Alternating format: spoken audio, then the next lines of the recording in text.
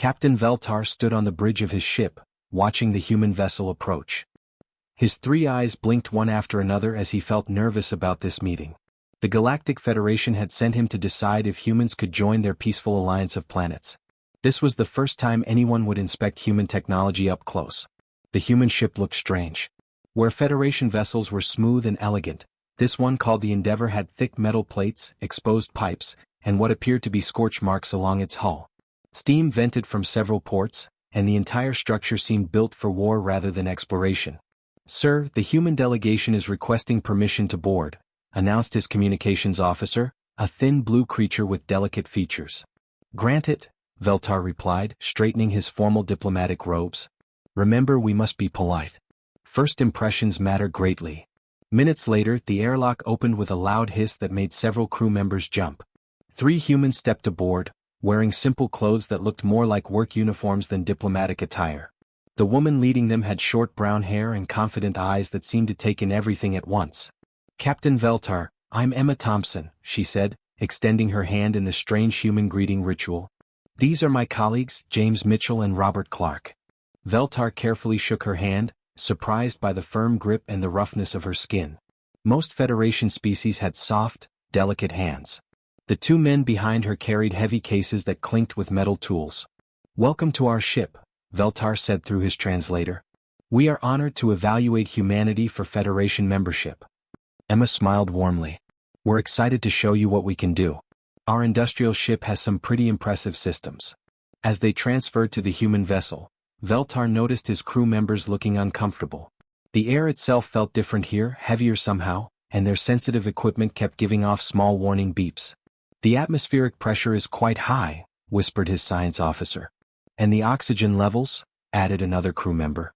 "How do they breathe this without getting sick?" Emma overheard and laughed. "Oh, that's nothing. Wait until you see our engine room." They walked through corridors that hummed with energy. The walls vibrated slightly, and Veltar could hear distant rumbling sounds that reminded him of active volcanoes. Everything seemed built to withstand tremendous forces. "We'll start with our plasma conduit maintenance area," James explained, leading them down a hallway lined with thick cables. "We're doing some routine work today." They entered a large chamber where several humans worked around what looked like captured lightning. Bright arcs of electricity jumped between metal towers, and the air crackled with energy. Veltar's crew immediately activated their personal shields. "Is this safe?" Veltar asked, his voice shaking slightly. "Sure," said Robert, barely glancing at the electrical display. "We do this every week." A human technician was adjusting something near one of the plasma conduits. He used a simple metal tool, working just meters away from energy that could power a small city. The Federation would require a full hazmat team and remote handling equipment for such work. "Watch out, Tom," called another worker. "That coupling looks unstable." "Yeah, I see it," Tom replied, continuing his work without concern. Suddenly, the conduit he was working on flared bright white. A tremendous explosion echoed through the chamber as a ball of plasma erupted from the connection point. The blast was so loud that Veltar's ears rang, and the shockwave knocked his entire crew to the floor. Smoke and sparks filled the air. Emergency lights flashed. Veltar's crew scrambled behind protective barriers, certain they were about to die in some terrible accident. But when the smoke cleared, all the humans were still standing exactly where they had been. Tom was brushing some soot off his shirt, looking mildly annoyed. "Sorry about the noise," Emma said cheerfully, as if nothing unusual had happened. "That's normal during maintenance cycles. Happens every Tuesday." Veltar stared at her in disbelief. His translator was having difficulty with the word normal in this context. "Normal?" he managed to say. "Oh yeah," Tom added, checking his tool for damage. "These old conduits get a bit temperamental. Nothing serious." James nodded in agreement. "We should probably replace that section next month. It's been acting up lately." The Federation crew slowly emerged from behind their barriers, their faces pale with shock. Their equipment was still beeping frantically, detecting dangerous radiation levels and electromagnetic disturbances. "Perhaps we should move to a safer area," suggested Veltar's medical officer. Emma looked confused. "Safer? This is one of our quieter sections. Would you prefer to see the fusion reactors instead?" The word fusion made Veltar's crew exchange terrified glances. If this was what humans considered routine maintenance, what horrors awaited them in the actual power generation areas? "Maybe we should start with something simpler," Veltar said carefully. Simpler? Emma thought for a moment. Oh, I know. We could check out the antimatter storage facility. That's pretty straightforward. 3 of Veltar's crew members fainted at the mention of antimatter. As medical officers attended to the unconscious crew members, Veltar began to wonder what kind of species he was dealing with. These humans treated catastrophic explosions as minor inconveniences and spoke of antimatter as casually as others might discuss lunch.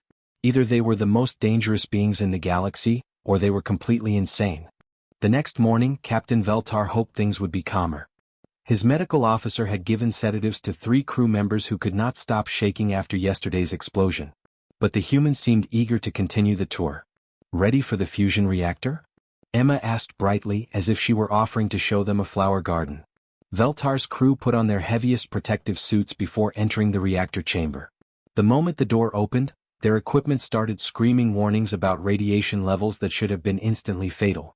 Inside, the temperature readings made no sense. The walls glowed with heat that should have melted any known material. In the center of the room, a miniature sun burned behind clear barriers that looked impossibly thin. Core temperature is running about 15 million degrees today, said David Harris, the reactor chief, checking his tablet while wearing nothing but a light jacket. A bit warm, but within normal range. Veltar's suit was working at maximum capacity just to keep him alive in this environment. Sweat poured down his face despite the cooling systems. His crew huddled near the entrance, afraid to step further into the chamber. "How are you not dead?" whispered his science officer. David heard him and chuckled. "Dead? From this? Nah, it's just a standard fusion reaction. We've got good shielding." He pointed to barriers that were thinner than the armor plating on Federation warships. "These windows are made from transparent aluminum composite. Pretty tough stuff."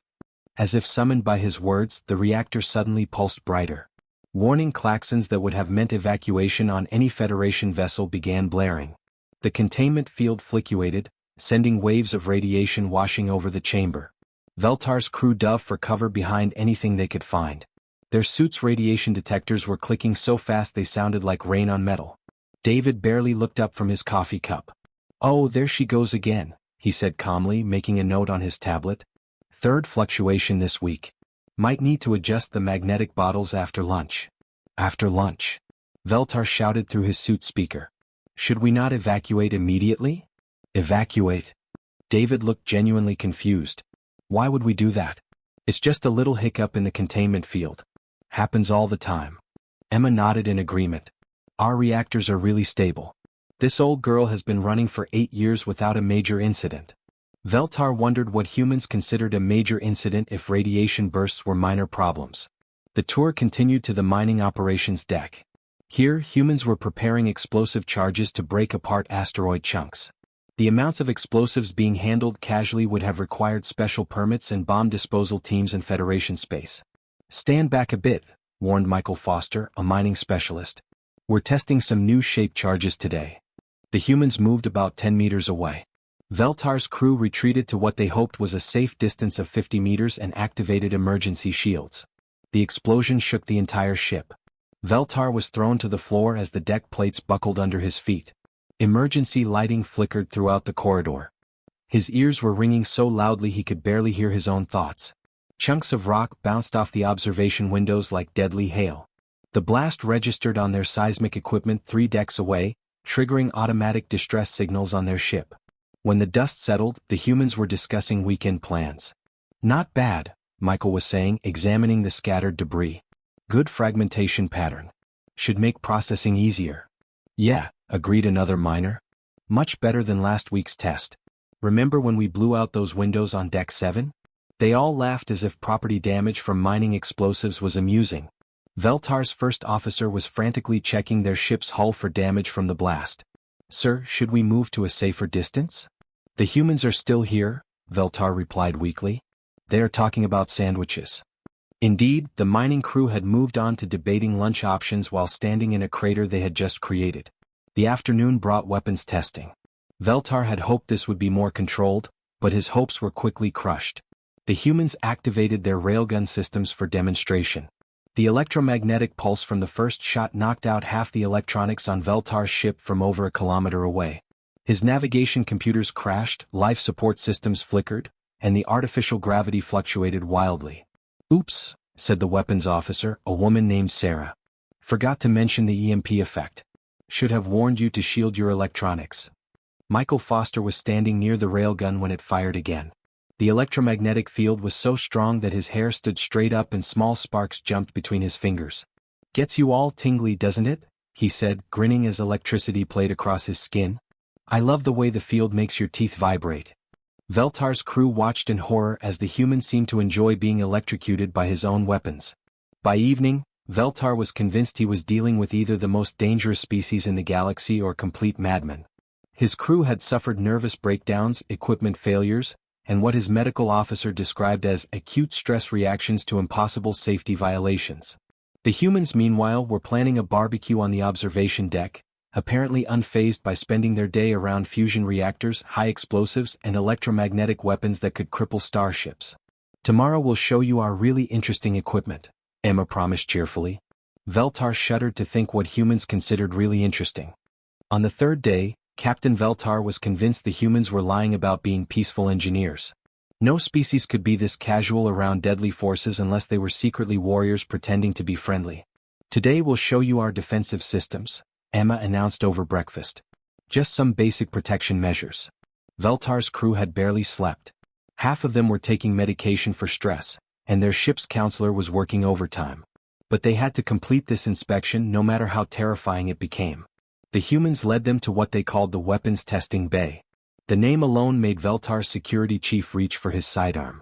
Now, these aren't really weapons, explained James Mitchell, standing next to a massive cannon that was longer than most Federation shuttles. We use them for asteroid deflection and mining operations. The railgun looked like it could destroy a small moon. Its power cables were thicker than Veltar's arm, and the magnetic field generators hummed with barely contained energy. Let's fire off a few test shots, suggested Robert Clark, checking his tablet. The target range is only about 50 kilometers away. Only 50 kilometers? Veltar's crew backed away as far as possible while the humans made their preparations. They worked around the weapon system like it was a simple tool, adjusting settings and checking connections with their bare hands. Fire in the hole, called Michael Foster. The railgun discharged with a sound like the universe tearing apart. The electromagnetic pulse was so powerful that it scrambled every piece of electronic equipment on Veltar's ship. His crew's protective suits shut down completely, leaving them helpless. But the humans just stood there, watching the projectile streak toward its target.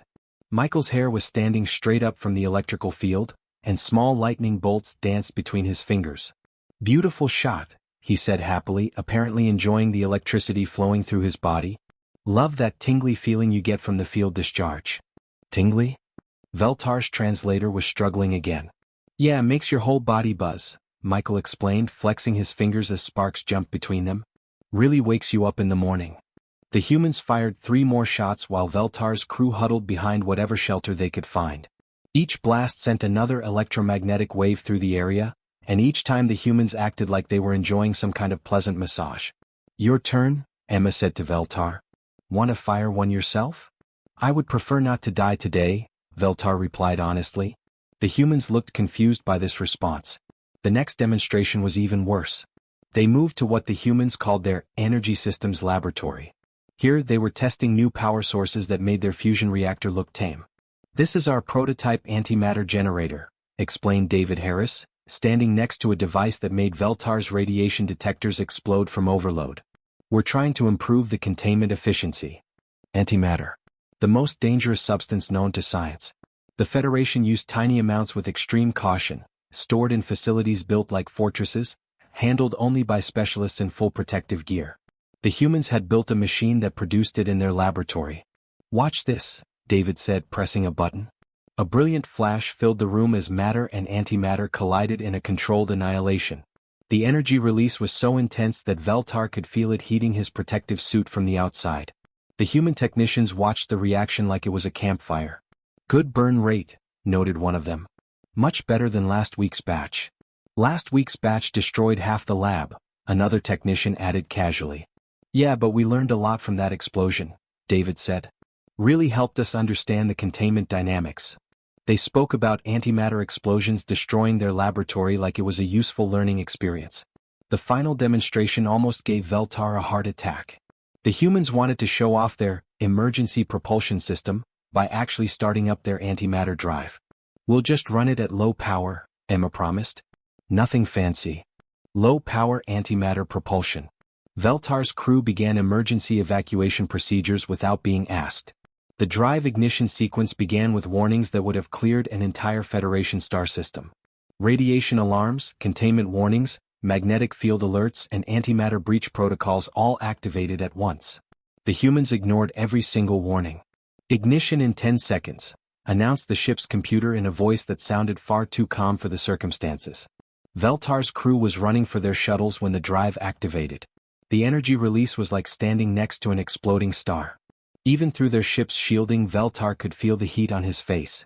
But when he looked back, all the humans were still there, watching their instruments calmly. Nice smooth ignition, observed Robert. Barely any plasma backflow this time. Yeah, remember when we accidentally vented antimatter into the cargo bay? Laughed Sarah. That was exciting, Michael agreed. Good thing we were wearing our safety glasses. Safety glasses. For an antimatter explosion. Veltar realized that these humans were either the most advanced species in the galaxy, with technology so far beyond the Federation that they could casually handle forces that would destroy planets, or they were completely insane and somehow lucky enough to still be alive. Neither option was comforting. His crew was already back on their own ship, refusing to return to the human vessel. 3 more officers had requested medical leave, and his communications specialist was hiding in the supply closet, muttering about impossible survival instincts. That evening, Veltar sat in his quarters trying to write his report. How could he explain that humans treated antimatter like a toy and found electromagnetic radiation tingly? The Federation needed to know about these creatures, but would anyone believe his report? Dr. Helen Watson could see that something was very wrong. The alien captain looked like he was about to have a nervous breakdown. His 3 eyes were spinning in different directions, and his hands shook as he tried to write his report. Captain Veltar, she said gently, stepping into his quarters. I think we need to talk. Veltar looked up from his desk, where papers were scattered everywhere. His crew had been sending him worried reports all day. Half of them were too scared to leave their rooms, and the other half kept asking when they could go home. Dr. Watson, he said, his voice cracking. I must ask you directly. Are humans a warrior species pretending to be peaceful? Helen blinked in surprise. Warrior species? What makes you think that? The explosions, the radiation, the antimatter. Veltar stood up, pacing around his small room. No peaceful species could survive what I have seen. You must have military technology far beyond anything in the galaxy. Helen sat down slowly, finally understanding what had been happening. Oh no. Captain, I think there's been a huge misunderstanding. She pulled out her tablet and showed him some pictures of Earth.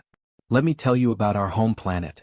The first image showed a massive storm system that covered half a continent. Lightning bolts the size of buildings cracked across dark clouds that looked like they could swallow entire cities. This is just Tuesday weather on Earth, Helen explained. These storms generate more energy than your fusion reactors. Veltar stared at the image. You live through this? We have to, Helen said, swiping to the next picture. Look at this.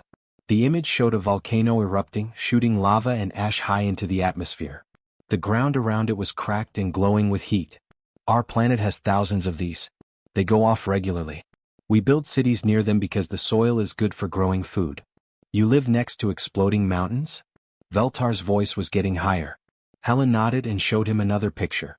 This one showed the aftermath of an earthquake, where the ground had split open in huge cracks. The ground moves under our feet all the time. Sometimes whole sections of land just slide into the ocean. We call it Tuesday. She swiped again. The next image showed a beach where people were swimming in water under a bright sun. This looks peaceful, Veltar said hopefully. The radiation from our star would kill most Federation species in minutes, Helen explained. We've learned to live with it. That's why we seem so comfortable around your dangerous energy levels. To prove her point, Helen did something that made Veltar jump back in terror. She reached over to his desk lamp, which had been running hot all day, and wrapped her fingers around the metal base. The base was glowing dull red from the heat. It was hot enough to cause serious burns to any Federation species. Helen held it calmly, turning it over in her hands like it was a cool piece of metal. This is about 400 degrees, she said conversationally. A bit warm but nothing serious. Veltar watched in amazement as she set it down without any sign of injury.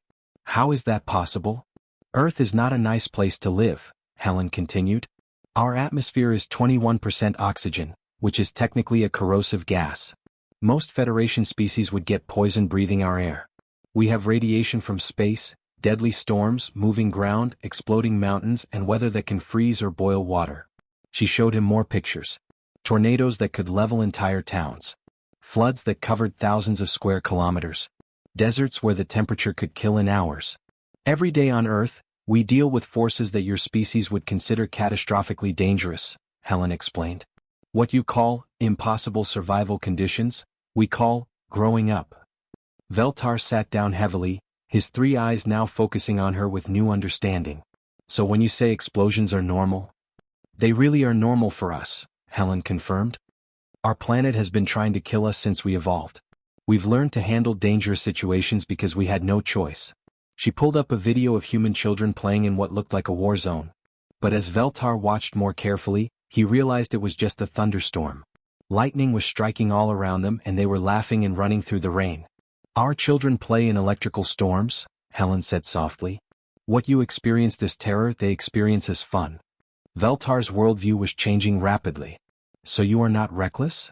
Oh no, Helen smiled. We're incredibly careful. We just have a different idea of what constitutes dangerous. She showed him safety protocols from human factories. Even their relaxed safety measures were more comprehensive than Federation military standards. When we work around antimatter, we follow thousands of safety rules, she explained. We just don't need to run away screaming when something makes a loud noise. But your people stand next to railguns when they fire? Veltar protested. Because we know how they work, Helen replied. Michael has been around electromagnetic fields his whole life. What feels like deadly radiation to you feels like a gentle breeze to him. Veltar looked at his reports again, but now everything made sense. The humans were not crazy or lying. They were just incredibly competent at managing situations that would be fatal to other species. We are not warriors, Helen said gently. We are survivors. There is a difference.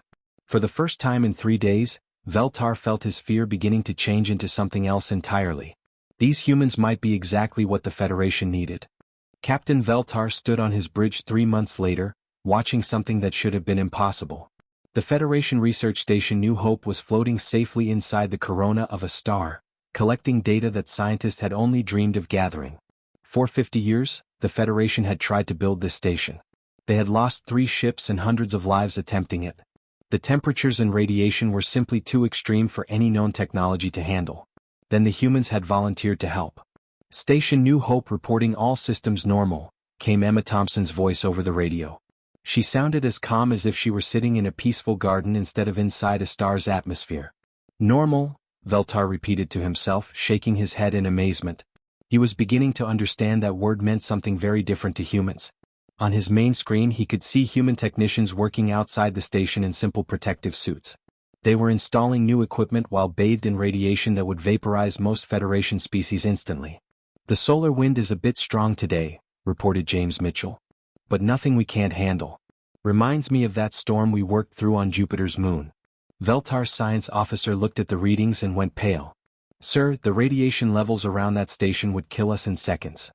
But not them, Veltar replied, watching the humans work with steady confidence.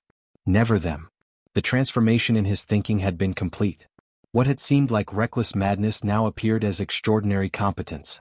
The humans were not ignoring danger. They were managing it with skills no other species possessed. The Federation Council had been skeptical when Veltar submitted his report. Several members had accused him of exaggerating or suffering from stress-induced hallucinations. But the evidence was impossible to ignore. Within weeks of joining the Federation, humans had solved problems that had puzzled the greatest minds for decades. Toxic waste disposal became simple when you knew someone who considered radiation exposure a minor occupational hazard. Extreme environment research became possible when your partners thought working inside gas giants was interesting but not too challenging. Captain, his communications officer announced, we're receiving a priority message from Federation Command. The hologram that appeared showed Admiral Zekmore, the Federation's highest military commander. His usually calm demeanor looked strained. Veltar, we have an emergency, the Admiral began. The exploration ship Distant Star has encountered a gravitational anomaly near the Vega system. The spacetime distortions are tearing the ship apart, and we cannot mount a rescue operation. Veltar nodded grimly. He had heard about this type of phenomenon. The gravitational forces involved could stretch matter like rubber and twist reality itself. No Federation technology could survive such conditions. However, the Admiral continued, the humans have offered to attempt a rescue. They claim their ship can handle the gravitational stress. 24 hours later, Veltar found himself aboard a human rescue vessel called Storm Chaser, watching preparations for what any sane species would consider a suicide mission. The gravitational shear looks pretty rough today, observed Emma, studying her instruments as space itself twisted visibly outside the windows. But nothing we haven't handled before. The Federation ship Distant Star was barely visible through the distorted space-time, its hull stretched and compressed as gravitational waves washed over it. The crew was trapped in a pocket of normal space that was shrinking rapidly. How can you possibly survive in there? Asked Veltar's rescue coordinator. Robert Clark laughed. You should see the tidal forces around a black hole. Now that's exciting. This is just a mild gravitational anomaly. As they approached the distortion field, Veltar watched his instruments go crazy. Space and time were bending in ways that should have torn their ship apart. Yet the humans continued working calmly, adjusting their course as if navigating through slightly rough weather. Hull stress is within normal limits, reported David Harris from engineering. Though we might want to reinforce the port side after this. Getting a bit of a workout. They rescued the entire Federation crew and extracted them from the gravitational field in under 2 hours. What should have been impossible became routine in human hands. Later, as they traveled back to Federation space, Veltar sat with Emma in the observation lounge. Outside, stars wheeled past at speeds that would have been unthinkable before human propulsion technology. How do you do it? He asked quietly. How do you make the impossible look easy? Emma was quiet for a moment, looking out at the stars. We grew up on a world that never gave us a choice, she said finally. Every day was about survival. Every storm, every earthquake, every solar flare taught us that the universe is dangerous, but it can be understood and managed. She turned to face him. Most species develop on gentle worlds, so they never learn to handle extreme conditions. We learned because we had to. And now you help others survive what they cannot face alone, Veltar observed. Emma nodded. The Federation gave us friendship and knowledge. We give back what we're good at, handling the impossible. 6 months later, Veltar received his new assignment. He would be commanding a joint Federation human exploration vessel, venturing into regions of space previously considered too dangerous for any mission.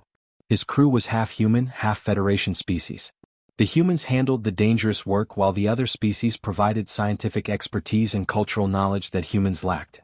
On their first day together, they encountered a plasma storm that should have destroyed any ship. The Federation crew prepared for evacuation while the humans prepared for what they called a bit of rough weather. Storm intensity is moderate, reported the human pilot. Pretty normal for this sector. As they flew safely through forces that could have powered entire civilizations, Veltar smiled. The Federation had not just gained new members, they had found partners who could go anywhere, survive anything, and always say the same thing. Pretty normal for this kind of work.